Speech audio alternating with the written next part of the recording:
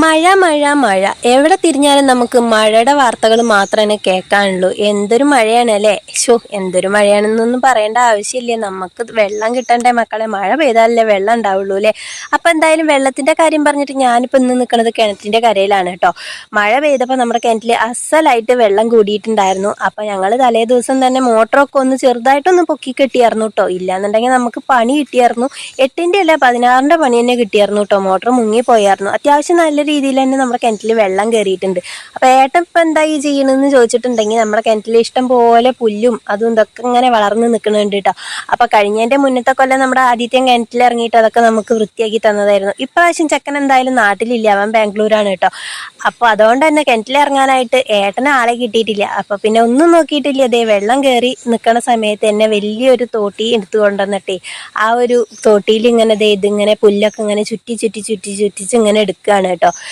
എന്തെന്നെ വന്നാലും വേണ്ടില്ല, നമുക്ക് ആ പുല്ലൊന്ന് പൂവല്ലേ വേണ്ടുള്ളൂ എന്ന് പറഞ്ഞിട്ടാണ് കേട്ടോ ആള് ഈ ചെയ്യണത്. അപ്പൊ മോട്ടറിന്റെ ഉള്ളിൽ കൂടെ ഒക്കെ ഇട്ട് വലിക്കുന്നുണ്ട്. വെള്ളം കൂടി മുട്ടിക്കല്ലേ ഏട്ടാന്ന് ഞാനിങ്ങനെ പറഞ്ഞുകൊണ്ട് ഇരിക്കുന്നുണ്ടായിരുന്നു കേട്ടോ.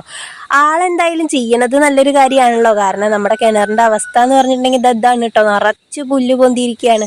അതിന്റെ സൈഡിൽ കൂടെ ഒക്കെ ഫുള്ള് പുല്ലാണ് കേട്ടോ. അപ്പൊ പിന്നെ ഒന്നും പറയണ്ട, എങ്ങനെയെങ്കിലും അതൊക്കെ ഒന്ന് വൃത്തിയാക്കി കിട്ടണ്ടേ. ഇല്ലാന്നുണ്ടെങ്കിൽ കിണറ്റിലിറങ്ങാൻ ആള് വേണം. ഏട്ടനെ ഞാൻ അങ്ങോട്ട് ഇറക്കൂല കേട്ടോ. കാരണം വേറെ ഒന്നല്ല, ബാക്കിൽ ഇവിടെ നിന്ന് പിടിക്കാനായിട്ട് സപ്പോർട്ടിന് ഒരാൾ വേണ്ടേ. എന്നെ കൊണ്ട് അത് നടക്കണ കാര്യമില്ല. അപ്പൊ പിന്നെ ഞാൻ അതിനെ പറ്റി ചിന്തിക്കാറുമില്ല കേട്ടോ. അപ്പൊ പിന്നെ ആള് ചെയ്യണ രീതിക്ക് തന്നെ ചെയ്തോട്ടെ എന്ന് വിചാരിച്ചിട്ട് കുറച്ചു നേരമൊക്കെ മിണ്ടാതിരുന്നു. പക്ഷെ മോട്ടറിൽ തട്ടിക്കഴിഞ്ഞ് കഴിഞ്ഞാൽ നമ്മുടെ മേത്ത് തട്ടുന്ന ഒരു കാര്യമാണല്ലോ അത്. അതുകൊണ്ട് തന്നെ നമുക്ക് ഒന്നും പറയാതിരിക്കാൻ പറ്റില്ല എന്നും പറഞ്ഞ് ഞാൻ ഏട്ടനോട് പറഞ്ഞു കേട്ടോ, വേണ്ട കേട്ടോ ഇതൊന്നും ചെയ്യണ്ടാന്ന്. പക്ഷെ ആളതൊന്നും കണക്കിലെടുത്തില്ല. അതേ പുല്ലും ഇതൊക്കെ കൂടെ കമ്മ്യൂണിസ്റ്റ് വെച്ചാണ് കേട്ടോ നിറച്ച്. ഇതേ കണ്ടില്ലേ, അതിൻ്റെ ഉള്ളിൽ നിറച്ച് ഈ സാധനമാണ് വളർന്ന് നിൽക്കുന്നത്. അങ്ങനെ ഈ തോട്ടിക്കമ്പിൽ ഇതാക്കിയിട്ട് ഇങ്ങനെ എടുത്തിട്ടുണ്ട് കേട്ടോ. തോട്ടിക്കമ്പ് എന്ന് പറഞ്ഞാലേ ഇതൊരു വലിയൊരു പ്ലാവിന്റെ ഒറ്റ ഒരു ഇതിൽ പോയിട്ടുള്ള ഒരു കൊമ്പായിരുന്നു കേട്ടോ. പ്ലാത്തയും മുളച്ചിട്ടേ ഇതിലിങ്ങനെ നീളപ്പാട് പോയിട്ടുണ്ടായിരുന്ന ഒരു കൊമ്പാണ്. അതിനെ ഞങ്ങൾ തോട്ടിയാക്കിയിട്ട് വെട്ടി വെച്ചതാണ് കേട്ടോ. നമുക്ക് ആ പ്ലാത്തതിന്റെ ആവശ്യമില്ല എന്ന് പറഞ്ഞിട്ട് വെട്ടിയെടുത്തതാണേ.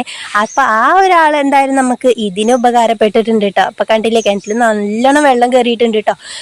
വേനൽക്കാലം ഇങ്ങനെ ഇതായപ്പോഴേ എനിക്കിങ്ങനെ ചങ്കില് പെടപെടപ്പായിരുന്നു. കാരണം കഴിഞ്ഞ വർഷം നമ്മുടെ കിണർ ആദ്യമായിട്ട് ഒന്ന് വറ്റിയതായിരുന്നു കേട്ടോ. ഇപ്രാവശ്യം എന്തായാലും വറ്റണേക്കാൾ മുമ്പ് തന്നെ മഴ പെയ്തിട്ടുണ്ട്. അതുകൊണ്ട് തന്നെ വെള്ളത്തിന്റെ കാര്യത്തിൽ നമുക്ക് ശങ്കയൊന്നും വേണ്ടി വന്നില്ല കേട്ടോ.